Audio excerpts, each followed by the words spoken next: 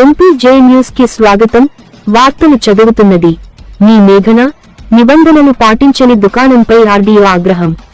Chilakaluripet rural పరిధిలో ఏర్పాటు చేసిన బాణాసంచా విక్రయ దుకాణాలను నరసరావుపేట రెవెన్యూ డివిజనల్ అధికారి ఆర్డీఓ క్షుణ్ణంగా తనిఖీ చేశారు.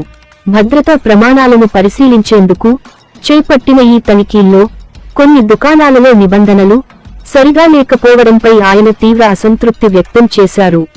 ఈ తనిఖీ కార్యక్రమంలో ఆర్డీఓ వెంట రెవెన్యూ, అగ్నిమాపక, పోలీసు శాఖల అధికారులు పాల్గొన్నారు.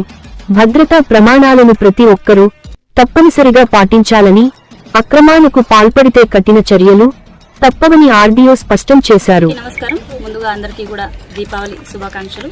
సో రానున్న దీపావళి పురస్కరించుకొని మనకు లోకల్గా చిలకలూరుపేట వచ్చేసి ఎస్పెషలీ ముందు ఎలా ఉండేదంటే 2 రాష్ట్రాలకి చాలా పేరుగాంచింది.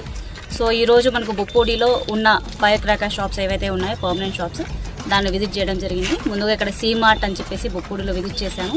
సో ఇక్కడ వాళ్ళకి ఎలా ఉన్నాయి లైసెన్స్, ఎంత స్టోర్ చేశారు, ఆ ఫైర్ సేఫ్టీ మెజర్స్ కానీ ఎలా వాళ్ళు ఫాలో అవుతున్నారని చెప్పేసి నేను, తహసీల్దార్ గారు, ఫైర్ డిపార్ట్మెంట్, పోలీస్ డిపార్ట్మెంట్ అందరూ కూడా విజిట్ చేయడం జరిగింది. సో ఇక్కడంతా ఇన్స్పెక్ట్ చేసిన తర్వాత చాలా సాటిస్ఫైడ్గా ఉంది. ఈ ఫైర్ సేఫ్టీ మెకానిజం కానీ వాళ్ళు ఎస్టాబ్లిష్ చేసుకున్న మొత్తం అంతా చూసాము. చాలా చక్కగా ఏర్పాటు చేసుకున్నారు. సో మనకు చిలకలూరుపేటలో చూసుకునే టోటల్ 24 షాప్స్ ఉన్నాయి. 17 retail shops and 7 wholesale shops. అవన్నీ కూడా ఇన్స్పెక్ట్ చేయడం జరుగుతుంది. సో ముఖ్యంగా మనకు ఎటువంటి అన్‌టోవర్డ్ ఇన్సిడెంట్స్ జరగకుండా తగు జాగ్రత్తలు తీసుకుంటున్నారా లేదా అని చెప్పేసి మన డిస్ట్రిక్ట్ కలెక్టర్ గారు, ఎస్పీ గారు ఆదేశాల మేరకు అన్ని షాప్స్ కూడా విజిట్ చేయడం జరుగుతుంది. సో మీకు కూడా లోకల్గా ఏమైనా ఇష్యూస్ ఉంటే డెఫినెట్గా మా దృష్టికి తీసుకురండి. అవన్నీ కూడా రిజాల్వ్ చేయడానికి ట్రై చేస్తాము.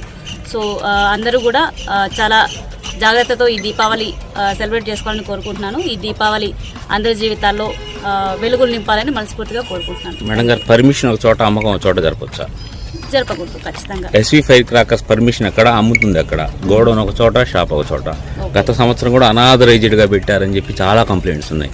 ఈ సంవత్సరం పర్మిషన్ వచ్చింది, కానీ టన్నులో పెడుతున్నారు, 100లో అమ్ముతున్నారు. అందుకే యాక్చువల్లీ మేము మెయిన్ గా వచ్చిన కంప్లైంట్ ఏంటి అంటే, యాక్చువల్ డిస్ట్రిక్ట్ కలెక్టర్ మ్యామ్ ఒక మీటింగ్ కండక్ట్ చేయడం జరిగింది.